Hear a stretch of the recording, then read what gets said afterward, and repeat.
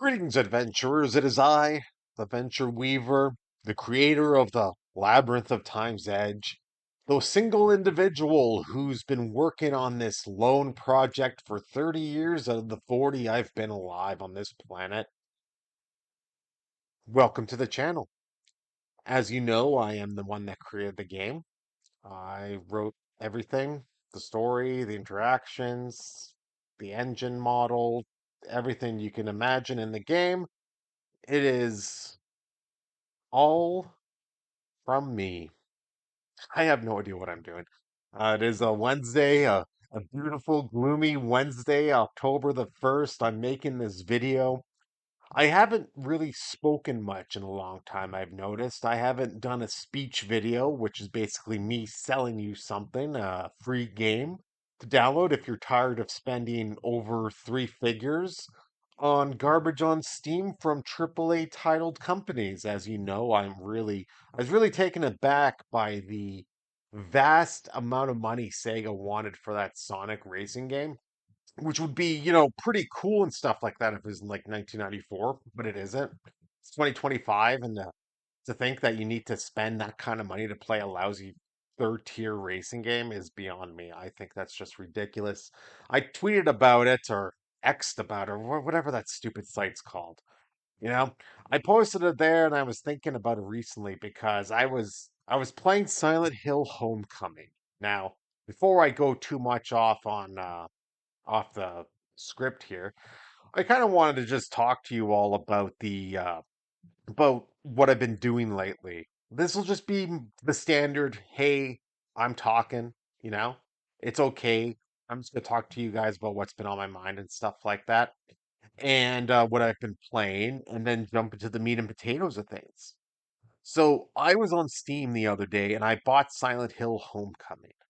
Now, Silent Hill Homecoming is a game that a lot of people hated in the franchise. And to be honest with you, I was actually quite taken aback by it. If I don't know why, maybe it was the $8 price tag, maybe it was the fact that I was just out of my mind crazy, just wanting to play a good game or play a game I've never really played before. But I wound up really liking it, actually. I find that, yeah, the learning curve and like the learning curve with it is very easy. If you played anything from like the year 2005, you'll know that the learning curve is pretty easy on it. It's not bad, like story-wise, it's not bad. It's not a Silent Hill game, for the most part, in my opinion. If it wasn't called Silent Hill and it was just called Homecoming, then I think it would have probably stood better on its own. But the game's very unique, and the controls to the game are actually pretty sweet. It really reminds me of that Resident Evil 2 tank control type vibe to it. It's not bad. I don't mind it at all, It's pretty good. It's pretty fun. Was it worth the $8? Yeah, yeah, yeah, compared to I think they were asking like 20 something dollars before it was on sale. Correct me if I'm wrong, but it's just one of those things where I was like, oh geez, yeah, I'll buy it for $8. I'm not spending more than $10 on that game. It's not one of those things that really strikes me as a game that I want to sit down and, pour all my time and energy in. But I was checking it out, I was playing it, it was pretty good. I also played La Mulana, that like the love letter or an ode, I should say, to the MSX. I think that's actually a very good game. I played it when it first came out and I just rediscovered it, and yeah, it just really takes me back, just takes me back to the days of 2D games where story was number one. Same with a text adventure. Story's always number one. And story driven games and movies and whatnot, what have you, are are some of the best in the world. It's kind of like the swan song, right?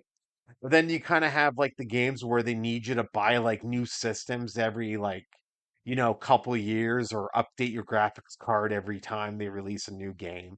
And it's just like, really? Like really you want me to spend hundreds of dollars on this just to spend another $100 on a game that I may or may not really like. It really depends on the mood.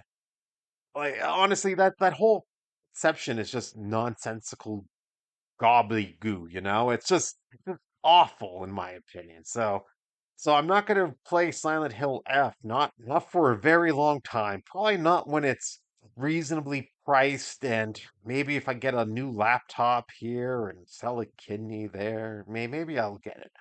But for the most part, I think I'm just gonna be playing Silent Hill Homecoming or Resident Evil 2, you know, the PC port, not the PlayStation port. The original PC port, not the remake on Steam.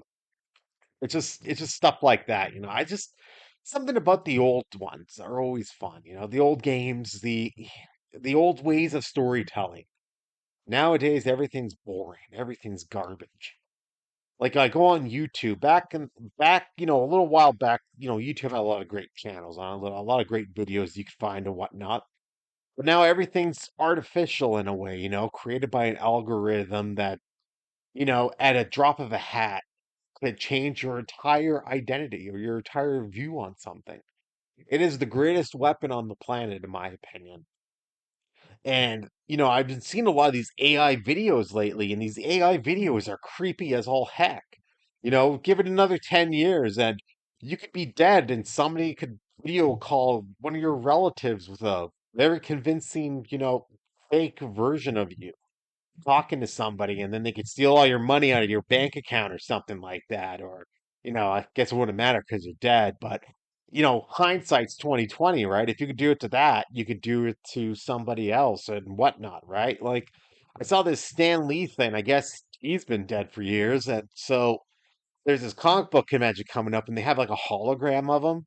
You know, it's pretty ghoulish when the company, you know, that bought your company resurrects you from the grave in digital form and has you prancing around, you know, talking to people and whatnot. That's pretty ghoulish, you know, if you ask me. And it's just one of those things where it's like, even in death, you can't find rest, you know? Who's to say 30 years from now, Disney doesn't go down the toilet and some, you know, crappy company with ill intent buys the Marvel rights, right? And probably gets Stan Lee in there too. But then has him, like, you know, doing superhero adult parodies, you know? Can you imagine, like, halfway through, then all of a sudden Stan Lee comes in, he's like, holy holy mackerel, you know, look out for that web sling, you know? It's just stuff like that I find really, really funny, but yet at the same time, really, really grotesque because you know it's going to happen. People have no bounds. The human mind has no bounds, and forever you will find people that are sick and depraved, and just with ill intent to ruin anything and everything. Now, take what you will from that with a grain of salt, but to me, honestly, you know, AI and stuff like that, it's good as a research tool. As a tool, it is perfect. But as something to be used to create art, to create everything, to create this, to create that, and you know what's going to happen? They're going to teach they're going to have that be your teacher when there's a teacher strike, because right now in Alberta, the beautiful province of Alberta, one of the finest places I've ever been to in my life and lived. I've lived all around the world. Oh, hi, Kat. How's it going, Kenny? Yeah. Sorry, you guys. I'm just funny Princess Kenny. There she goes. But yeah, so anyways, you know, that's all they're just gonna do. Everything's gonna be replaced with computers and AI, and we're all just gonna sit back and take it. Now, I get asked a lot, hey, you know, Dave, do you use AI in your game? The answer is no, I don't. I write everything 100%. I use I use Grammarly. Oh, hi, Cat. And I use just basically I write drafts of everything, and I don't use that. The only time I ever do use AI is for the thumbnails on the YouTube videos because I've got no skills when it comes to that. Like writing, yeah, sure. You know, I'll write till my fingers fall off. You know, I'll type away. You know, just to clarify here, I've written a new portion of the game. It is a Cindralith. It is a farmhouse. It's very creepy. Very, very creepy. And here, let me read you. This is just one of the rooms, okay? You're going to a ghoul chained in the basement. You find a crazy old farm lady. You find a family that is just completely out to lunch. And it's something that I really love because somebody who's been around the world so many times, who's traveled to like, I've never traveled to fancy places, let's just say.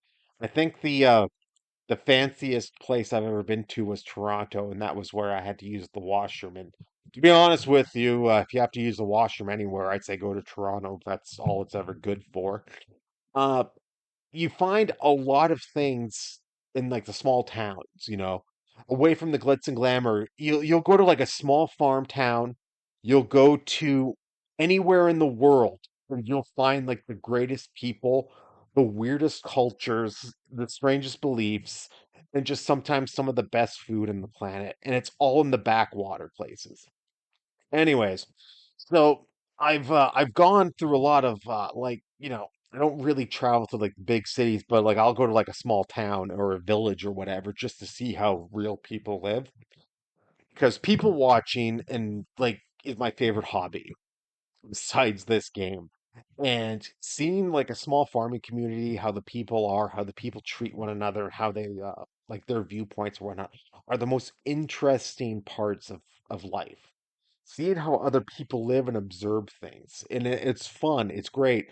I recommend it. If you go, that's awesome. Just be polite. Yes, you're an outsider, but just be polite and just sit back and watch. And sooner or later, you'll see that it's the best way to live.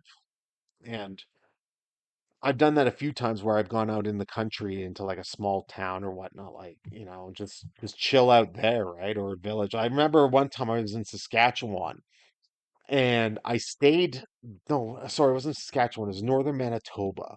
And I stayed 3 nights in a hotel. No reason. I just wanted to go say I went to northern Manitoba. I just wanted to go see northern Manitoba, so that's what I did. I went to a place called Flin Flon, and it is an amazing place. And it is beautiful and quiet and peaceful, and nature is just great. And you're surrounded by nature and government-run liquor stores. It's fun. It's like you're in a fairy tale land, if you can imagine that. But it was just so nice to see. Everybody kind of, nobody really pays attention to the new guy, right? So you're walking around, people don't even look at you. It's perfect. It's great. I haven't felt at home like that since I was in Arkansas. It was just beautiful. And so the whole concept to this game is that you're like an outsider looking in. Now I know what you're probably saying. You're probably saying like, "Hey, Dave, why were you going on a tangent earlier about AI and whatnot? Why? What are you talking about this stuff now? This has nothing to do with what you usually talk about." And the answer to that is because I have no idea what I'm doing. See, I'm sitting on my laptop on my couch in my living room at home. There's a cat wandering around here. My kids are at school. My wife's at work. I booked today off. It is the greatest feeling in the world having a whole day to yourself, a whole 8 hours to yourself at home, watching whatever you want on TV. It's October 1st. I'm watching scary videos on YouTube. Ugh, sorry about that. I had to get something to drink. Ugh, throat's killing me. Sinuses are killing me. I think I have a congestion and whatnot, but it's just one of those things that you could be at home and be creative and not worry about stupid stuff on the internet or the news. I've noticed that after I stopped paying attention to the world and just really stopped caring, life's gotten so much better. It's awesome. You guys should really try it. But anyways, here's one of the rooms I'm looking at here for Cindralith. Like I said earlier, I'm more of a writer, an expression artist using words on a canvas instead of creating images. That's why I use ChatGPT to make my YouTube thumbnails at times. Am I proud of it? Eh, I, I'm not artistic like that. I can't create art like that. I can't do visual art. With paintings and beautiful people and, everyone living their lives happily and a canvas. I can't do that. I can make The text adventure. What am I at now?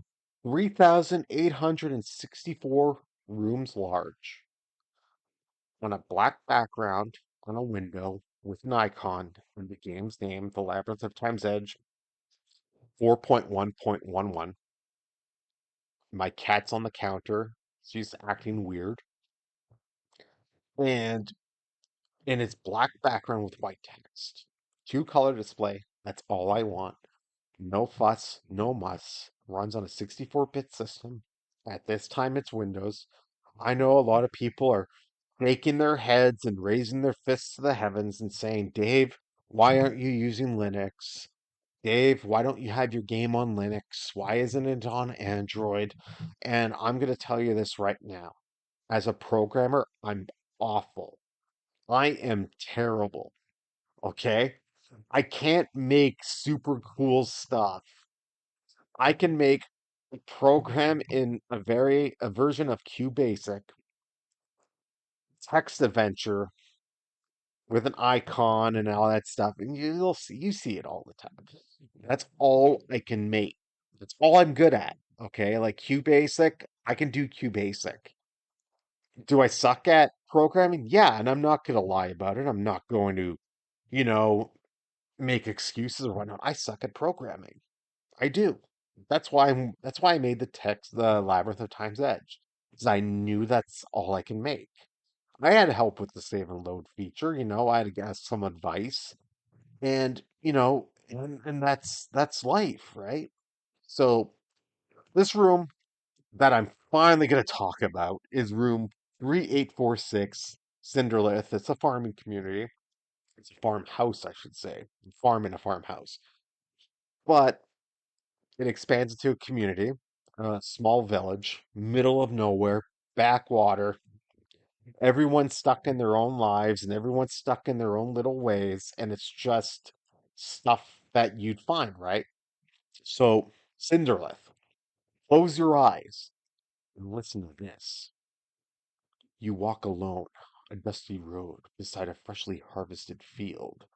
In the distance, the silhouette of an old farmhouse rises against the gray horizon.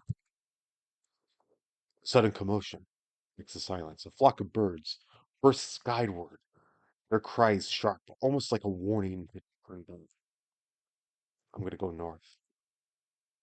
The sky hangs low and gray, and a cold light lingers in the air as you tread deeper into this forgotten stretch of land. I went east. From afar, smoke curls upward into the sky, carrying with it the faint echoes of voices you can't yet discern. I'm going to go north right now. Within a fenced pasture, a few cows wander aimlessly, their heavy heads bowed as they graze on sparse grass. You see, this is what I create. I write like this. You would not believe how many texts. Oh, that's just my phone. That can't be important, just the government. Probably saying they're going to take my social insurance number and sell it to a shoe salesman in Chicago. But hey, worse things have happened. Worse things have happened. Anyway, so I've got notebooks here. Shouldn't have said textbooks. I don't know why the heck I said textbooks, but I mean notebooks of maps. And I think the last time I checked, I had 122 maps in the game. So as you know, each map is one big portion of the game, right? So one page is anywhere from 10 to 60 rooms. So each page of my notebooks is one map of the game, which is a bigger picture for all to see. And I know I made a post about this. Somebody posted, let's see. I'll post this maybe if I have the time. I have to go check my email, but somebody posted something to me. They were like, "Hey, I took this program and I came up with all these locations, like a giant map." So they took a giant PDF file of like this text map, and it was just crazy, just like this map design of the whole game. It like I would love to have it like printed up on a poster, on like a poster, and just have it hang on the wall and be like, okay, so this is like the whole map of the world, right? The game world. It just, my mind is racing every time when I saw this, was that my mind was racing with excitement because I'm like, okay, I got all this more room to expand outward, all this new area to like develop and write and map and just enjoy and like become a gluttony for storytelling. And it's just the best. And knowing that I have all this much more, all this space, it's just something that I can't take my mind off of. It's like a drug almost, It's like every day I have to work on the game.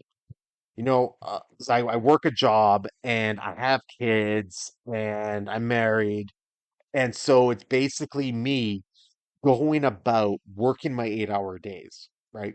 Then I come home and I spend time with my kids and my wife, and then when the kids go to bed, my wife and I have free time. So we're free to do what we want, you know? Yesterday she went to bingo. I worked on the game. I I took today off. I'm working on the game. She's at work. She comes home. I'm making dinner. It's a nice trade-off. But with this well, not Edmonton, I should say, this Alberta school strike thing going on, which is the dumbest thing I've ever heard in my life. The government should never let teachers go on strike. Not saying that I'm against unions or anything like that. I think the teachers should be paid what they're worth. And I think they deserve money and bigger and smaller classrooms and more teachers to teach people and whatnot.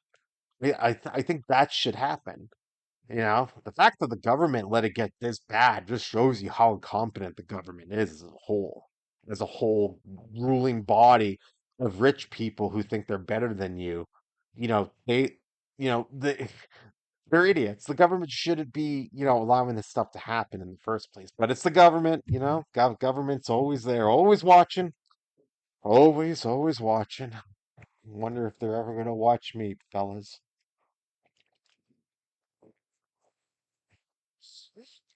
But anyways, so I had to take a drink there. But yeah, so with this game, it's great. I think it's great. I'm biased. I'm the guy that made it. I'm the person who's got nothing else in his life but a boring, boring, boring family life. I kid, of course.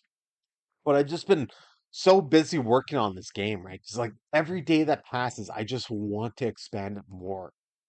To me, it's about art. It's about telling a good story.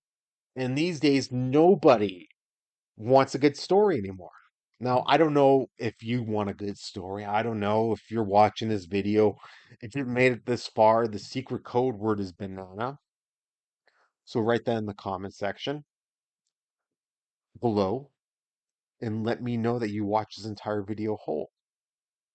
But for me, I just want games and entertainment to be more inventive, to be more creative. I don't want stuff dumbed down, released at a crazy cost. I don't want any of that. I just want to be able to relax and enjoy myself. I don't want everything dumbed down with some message about whatever the company that made it's interested in at the time.